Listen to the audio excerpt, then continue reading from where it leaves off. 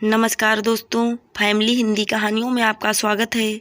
हमारी आज की कहानी का नाम है अंधमोह। बहुत देर से छुटकू के ज़ोर ज़ोर से रोने की आवाज़ें आ रही थी। उसका रोना सुनकर अंजलि का दिल बैठा जा रहा था कि पता नहीं क्या बात है, क्यों रो रहा है।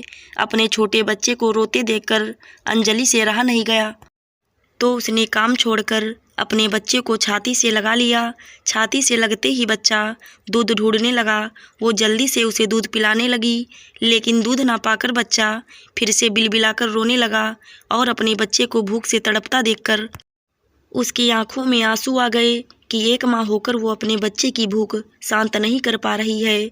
तब तक उसकी सासू माँ बोतल में दूध बना लाईं और बच्चे को अंजलि की गोद से लेकर दूध पिलाने लगी और साथ साथ अंजलि को सुनाते जा रहीं, जब दूध उतरता नहीं तो बच्चे को क्यों चिपका लेती है। अम्मा जी, दूध कैसे उतरेगा जब आप बच्चे को माँ के पास रुकने ही नहीं देती और दूध उतरने के लिए माँ को भी खाना पीना पड़ता है। आपको शायद पता ही होगा, क्योंकि मैंने आपको दीदी से कहते सुना था कि बच्चे को दूध पिलाने के लिए माँ का भी दूध, फल, मेवे और ढंग से खाना खाना बहुत ज़रूरी है, वरना माँ को दूध नहीं उतरता। बच्चे को कम से कम 2 साल तक माँ का दूध पीना चाहिए, बच्चे के स्वास्थ्य के लिए अच्छा रहता है। लेकिन ये ज्ञानवर्धक बातें घर की बहू के लिए क्यों नहीं लागू होती हैं। मेरा बच्चा मेरी गोद में ना रुके, इसके लिए आपने तमाम हथकंडे अपनाए। मुझे फल, मेवे, दूध तो दूर की बात रही, ढंग का खाना भी नहीं, बल्कि भरपेट भी नहीं देती हैं आप।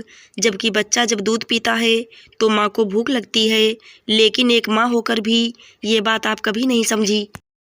बेटी के लिए ममता बहती है, लेकिन बहू के लिए ममता का स्रोत सूख गया है।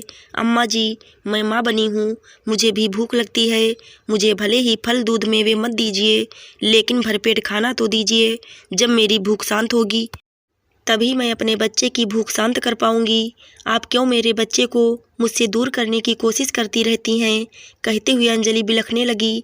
तब तक उसका पति नवल भी आ गया और उसने अपनी पत्नी की बातें सुन ली और बोला, अम्मा, मैं इतना कमाता हूँ तो क्या इसलिए कि मेरी पत्नी जो अभी अभी माँ बनी है उसे ढंग से भरपेट खाना भी नहीं मिले। जब उसे ही भरपेट खाना नहीं मिलेगा तो वो अपने नवजात बच्चे का पेट क्या भरेगी। मैं तो आपको हर चीज़ ला कर देता हूँ, वो सब कहाँ चला जाता है जब आप अंजलि को भी खाने को नहीं देती।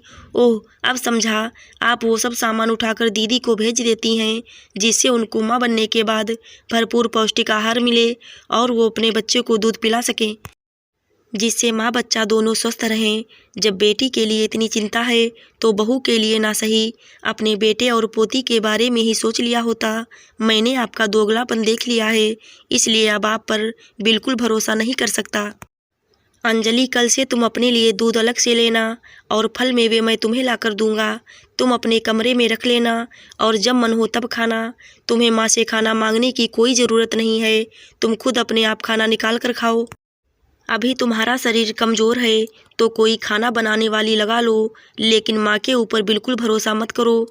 आज बेटे के मुंह से ऐसी बातें सुनकर जमुना जी को अपनी गलती समझ में आ गई, लेकिन अब देर हो चुकी थी। अपनी हरकतों से बहू की नज़रों में तो पहले ही गिर चुकी थी, आज बेटे की नज़रों में भी गिर गईं।